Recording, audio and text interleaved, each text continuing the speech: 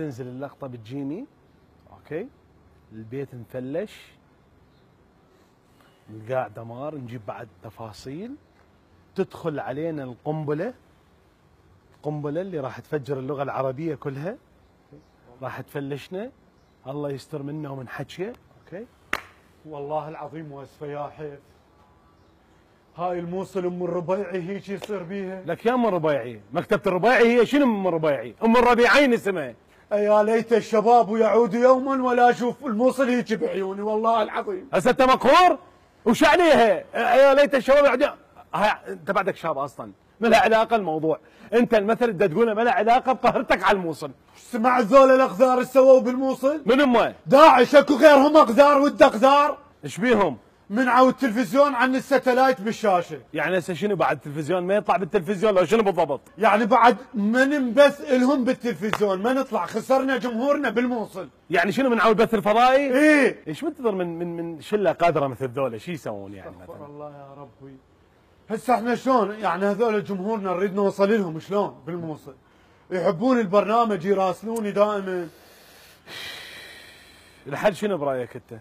هسه انا شو اسوي وحدي؟ لعد ليش غير انت اريدك وياي الرمانتين بفد ايد ما تنفجر، انا وحدي شو افكر شو اصير؟ لك ابني هذا المثل منو كاتبه؟ ابو بكر البغدادي.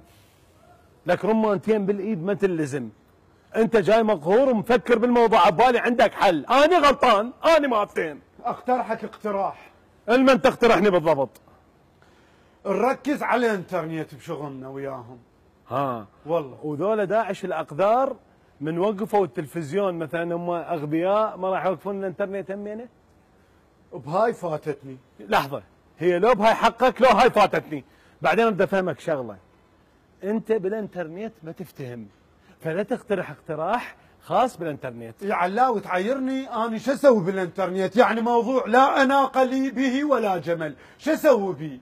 انت لا اناقه ولا جمل بكل شيء، بهاي سترتك الرصاصي. زين اذا قلنا الجوجل نشتغل على الجوجل. علاوي ندخل لهم على اكثر من باي ذا واي، جوجل على فيس على بس لحظه، لا عوف الجوجل والفيس. شنو معنات باي ذا واي؟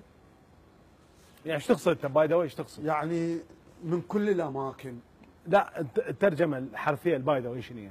علاوي هسه عمي الشقه تواقف لي على الكلمه، موضوع جدي وانا مقهور وانت قاعد تحقق وياي. ما اعرف، اذا ما عندك حل روح، انت جيت بس تشتشني وخلاص. مو اني شفتك حاير وقديم الحيله قلت اساعدك يعني.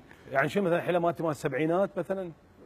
قلت اساعدك، انا اقول لك نطبع اقراص فريزريه ونوزع. البرنامج يعني نجيب برنامج نجمد الحلقه مثلا، بعدين نطلع نكسر اقراص فريزريه زين وندزهن للموصل. لا علاوي عمي الشقه شبيك علاوي؟ ابوس رجال خال الشقه عوفني انت. انا جاي اساعدك بكيفك، انا غير حرصا على البرنامج وحرصا على الموصل. علاوي تدري والقران انا بالتسعينات من كنت اختنق اروح للموصل نوبات واحده اروح لها والله. الله والله كنت من نوصل الموصل هذا حمام العويل. حمام شنو؟ هيك تطلع منه غير انسان يا حمام العويل. زين تفتقر باش طاشيه غلطه ساي. منو؟ هاي ملويه الحدباء.